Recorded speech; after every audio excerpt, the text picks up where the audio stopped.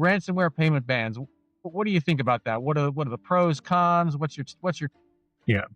Now, I know the legal response is that you don't do it because you're funding terrorism, the black market, dark web, all of that. I get that.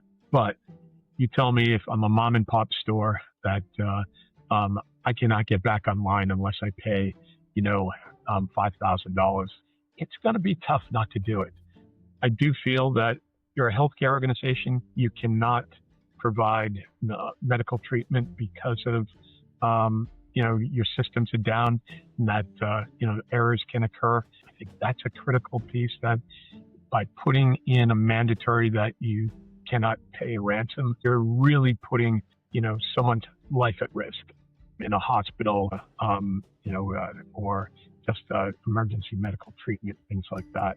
So I think they're like so many other things that when we're trying to figure out policy, there are some things that have to be an exception, because if you don't make the exception, that there could be havoc that ensues. You touched on the idea that complicated problems, which ransomware is, and broadly, they deserve and demand complicated solutions. And when you get into absolutes like absolutely never, you create as many problems as you solve. And invariably, because we've touched on this as well, that the criminal element is ahead of things, they're going to find another way to make their living, if you will. So it's an interesting idea, and it sounds great. It's like build a wall and you'll keep everything out. Walls don't work like that, and history proves that. You need a more adaptive, holistic approach.